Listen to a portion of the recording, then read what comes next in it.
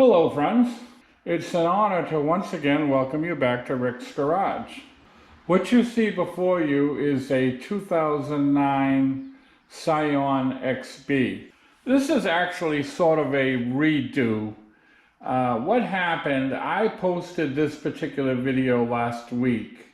I tried an experiment of using Spanish subtitles. I thought I could increase my audience by including my Spanish friends. And I got a few comments that the subtitles were kind of in the way, and I really didn't get any response from any Spanish-speaking people. So it was a nice idea, but it just didn't work out. So I took the video down and I'm replacing it with this one. As I said, this is a 2009 Scion XB and it has a brake problem, quite a severe brake problem. And I'm going to show you what I found. You can see this wheel is locked up. It will not go in reverse. It will turn forward somewhat. So something seriously bad is going on here. So off camera, I'm going to pull this wheel off and see what we've got. Okay, having gotten the wheel off, it's pretty clear that the problem is indeed the caliper. The pad looks like it's disintegrated and it looks like it's almost worn right through the back of the rotor. So we're going to go ahead and replace this caliper and the rotor. The first thing we're going to do is remove the brake hose. To accomplish that, you're going to need either a 14mm socket or a 14mm wrench. You'll also notice I've got a drip pan underneath the wheel.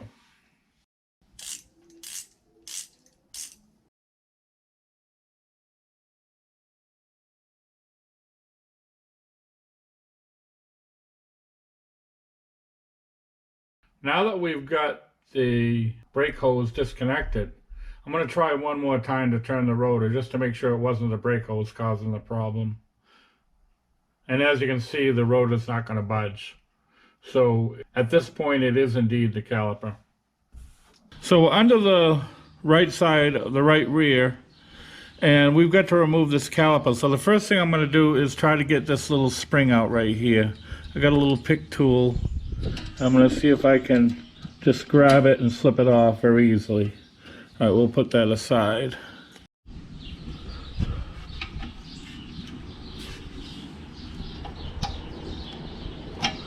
All right, you can see I put a wrench on it and I was able to release enough so I could get the cable disconnected. Now I've got one of those nasty 3-prong retaining clips that are a pain to deal with, and I've got these special pliers. These pliers are actually made for removing hoses, and I'm going to attempt to squeeze those retaining plugs and then try to slip it out. It looks like it worked. Okay, so that's how you deal with those now. So now we're free to go ahead and remove the caliper. I got two 14mm bolts to undo, and then it may be quite a problem trying to pry it off there because it's eating so much into the rotor. So let's see how we do loosening this up. Boy, those are tight.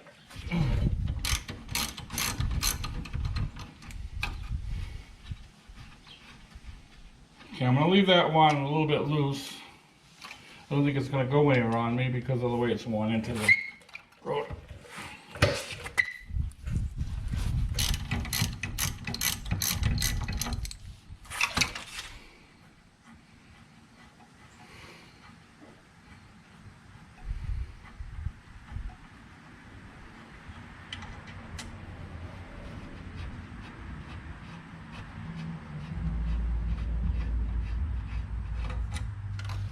Okay, that's off.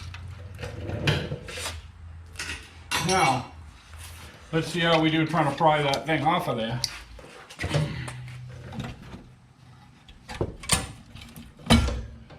Well, it moved a little bit. There we go. That wasn't too bad at all. Okay, so this, my God, this caliper is certainly junk. And the brake pad looks like it's worn down to absolutely nothing. Now I'm ready to remove the caliper bracket.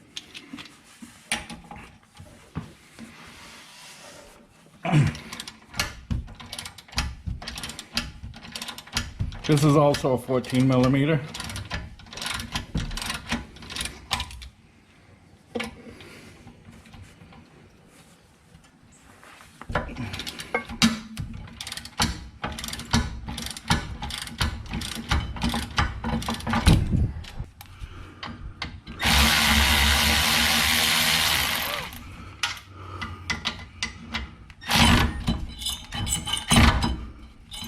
I should have left that in there a little bit, keep it from turning.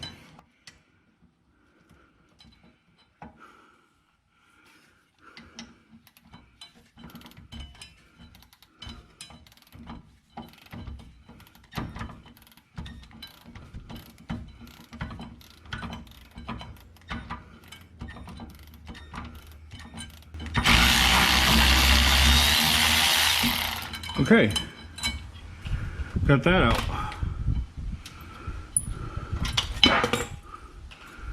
All right, so that's out. So now we're ready to remove the rotor. Okay, the manufacturer was kind enough to provide these with these threaded holes in this rotor that'll help us to force it off. It comes right off very easily with these. These are 6 millimeter screws. I keep them on hand. It's pretty standard throughout the industry to use these, and you can see how easily the rotor comes off using these little screws.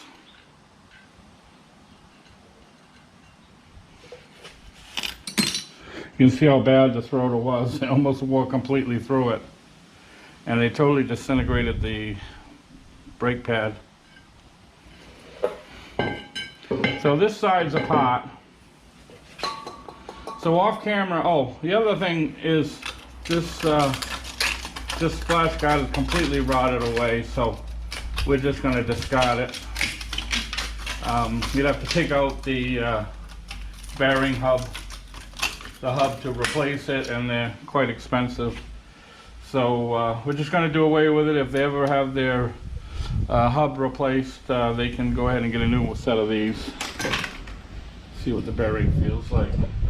The bearing feels pretty good. Okay, so it's a matter of getting a new caliper, a new rotor, and new pads on this side. So the first thing we're going to do is try to clean this hub. Any sort of rust or scale that might be on it that might cause the rotor to run out. I've got a special fiber pad to start cleaning some of this rust, and also anytime using any sort of power tool, make sure you put on safety glasses.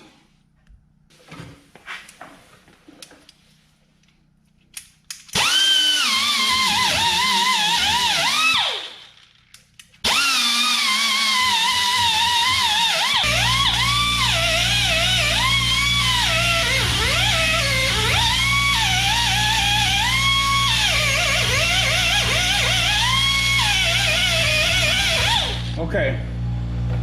Now to get around these studs, I've got a special tool for that.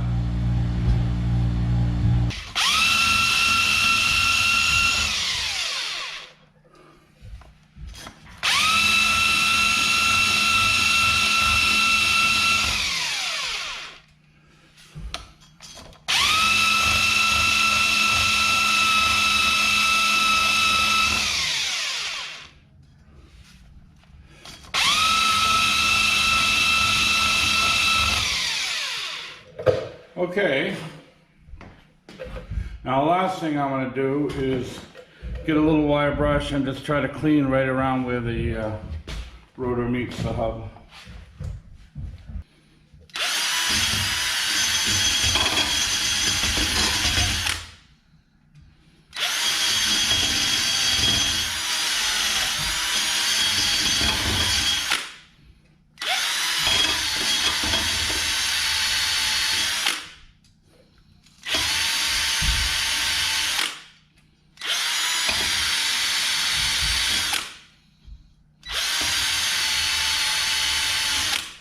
Okay, that ought to be good enough.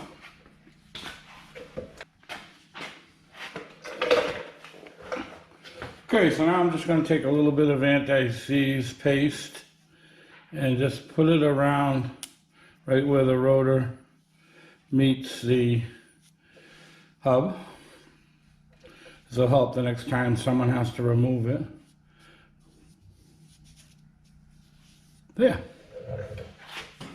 Okay, now we're ready to install the rotor. Off camera, I washed it down with brake cleaner and it's ready to be installed. All right, so now I've got the new rotor and we're going to try to slip it in. As you can see, the rotor's kind of flopping around. We don't want that going on while we're trying to install the calipers. So I'm going to take a couple of lug nuts and I'm going to reverse them with these stick washers.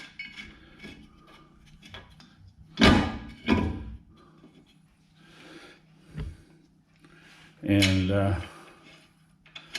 we're going to use these temporarily just to hold the rotor in place.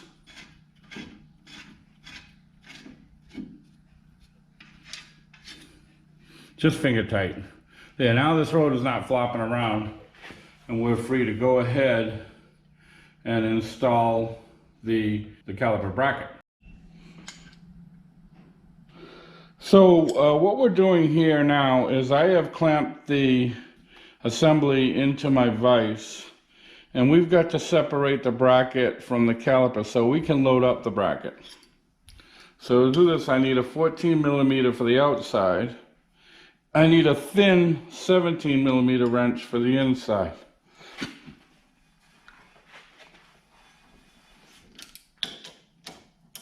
Trying not to block your view.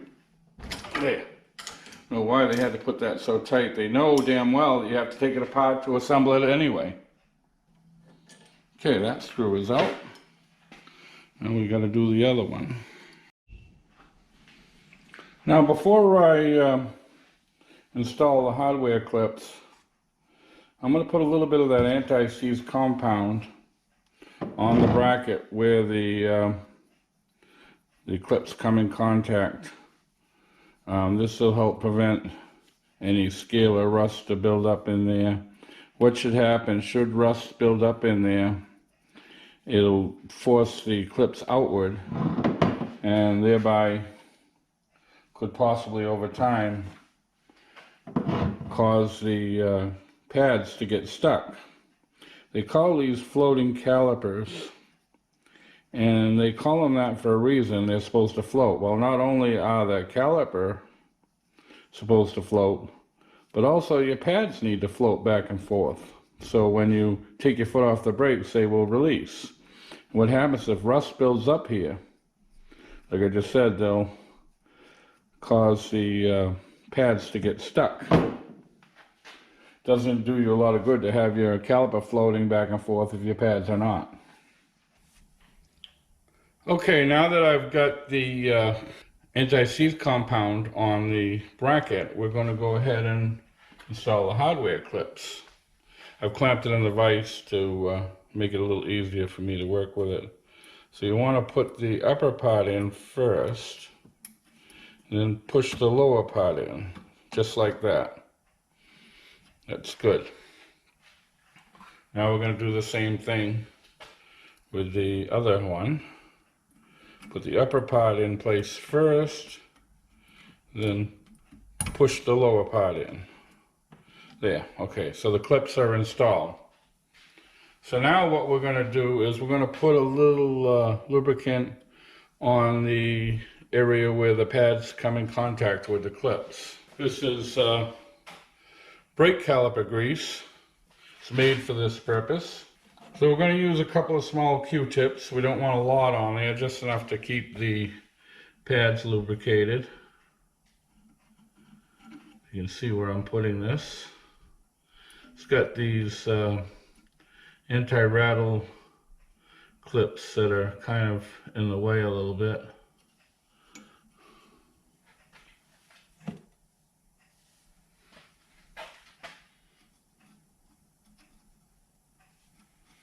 But with a small Q-tip, you can get around them. Okay. You don't want to put so much that it contaminates the pads and the rotor, but you do want it lubricated.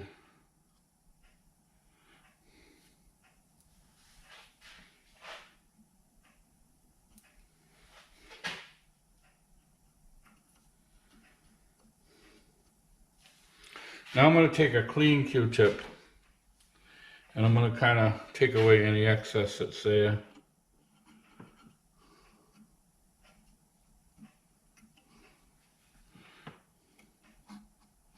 Like I said, we don't want so much that we're going to contaminate the rotor and the pads.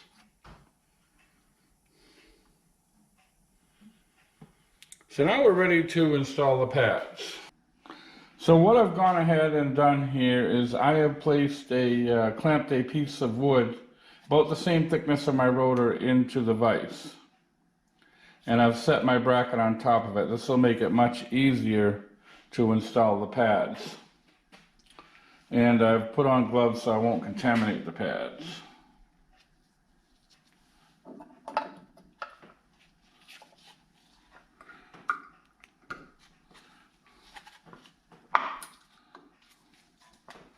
There.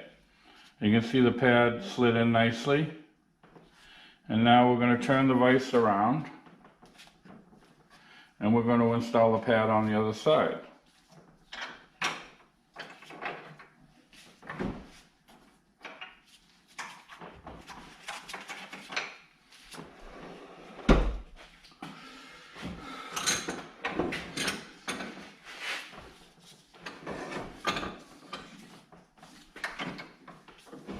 Okay, and I've probably gotten these gloves dirty, so I'm going to go ahead and put on a new set.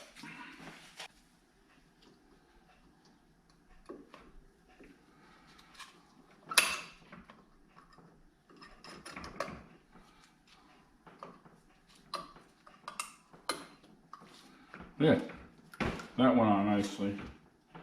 And now there's no danger of them slipping through when you're trying to install them. So now this is ready to be installed on the car. All right, so we're ready to install this on the car. It slips right over. And we're going to put in the bolts that it came with. Line them up. You can't see what I'm doing because it's on this side. But all I'm doing is lining up the original bolts that came with the original caliper.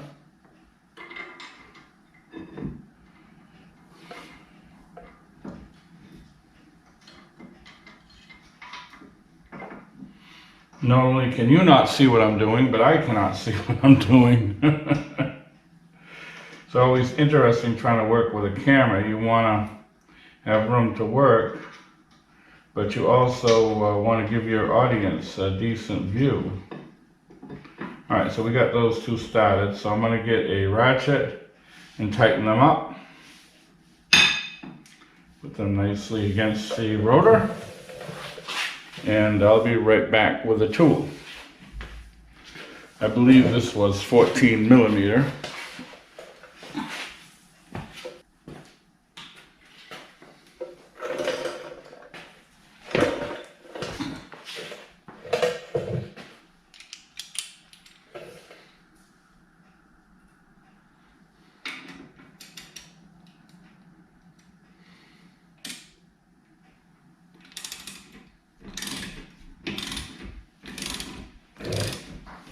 All right, so I won't bore you with tightening this up. I'll finish it up off camera.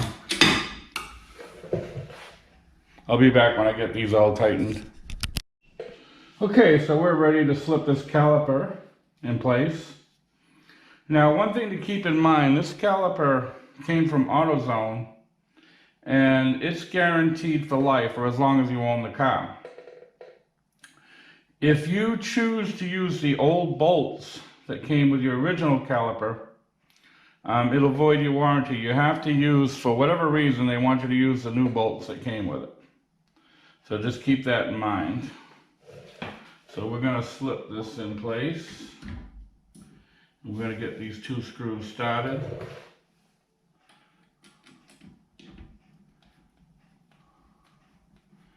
that one in.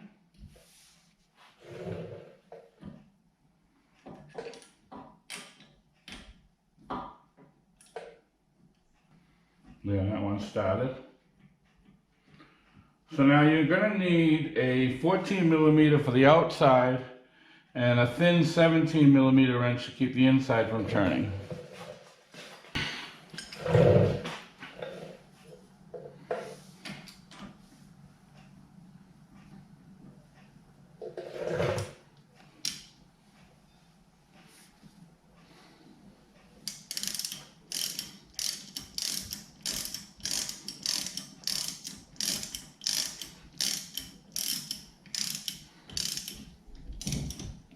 Alright, and we're going to tighten up the bottom one.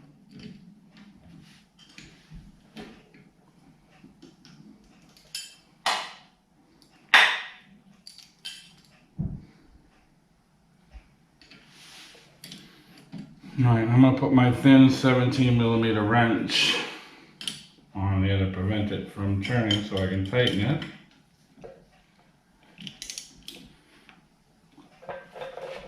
Alright, that's on there good. And off camera I'll tighten the lower one since I can't get at it from this angle. Okay, we've got the caliper nicely tightened up. The bracket is bolted on, tightened up. Now I want to show you something here. See how the caliper floats back and forth? It's supposed to be able to do that. That's why they call it a floating caliper. It can move as your brakes wear. So if you see that happening, that's normal. That's what's supposed to occur. So now we're going to go ahead and I'm going to install the brake hose. If you do not use the components that came with the caliper, you could void your warranty. So if you have a mind to use the old ones, don't use the ones that came with the kit.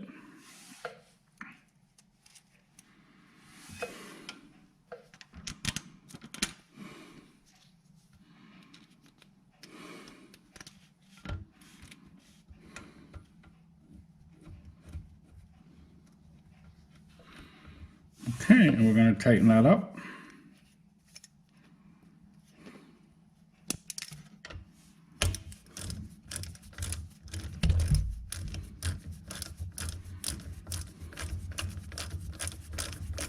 Now you want to put this good and tight because you need these metal gaskets to seal.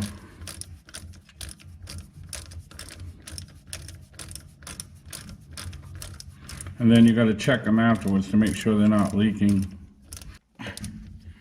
So I'm really putting this tight, almost tighter than I really feel I should. And you have to do that in order to get these gaskets to seal. That ought to be pretty tight, so we'll check that again after we bleed the brakes. Okay, next we're gonna try to snake this cable back through this bracket. I put a little WD-40 on it to kind of help it go through better. Use some sort of pliers to try to get it through where it's supposed to be. There we go. So now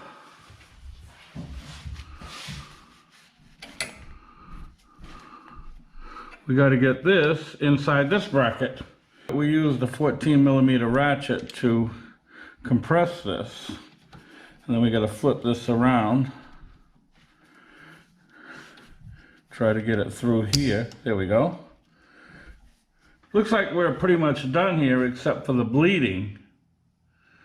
Now I'm not going to cover the bleeding on this because I'm going to use a power bleeder, and I don't think many of you have such a tool, but I will leave a link to my power bleeder at the end of this video. To do conventional bleeding, there are lots of videos on YouTube on how to do that. As far as I'm concerned, this job is done except for bleeding of the brakes and putting on the wheels. So once again, I want to thank you for watching Rick's Garage. Before I go, I will indeed post that video on how to use my motive power bleeder.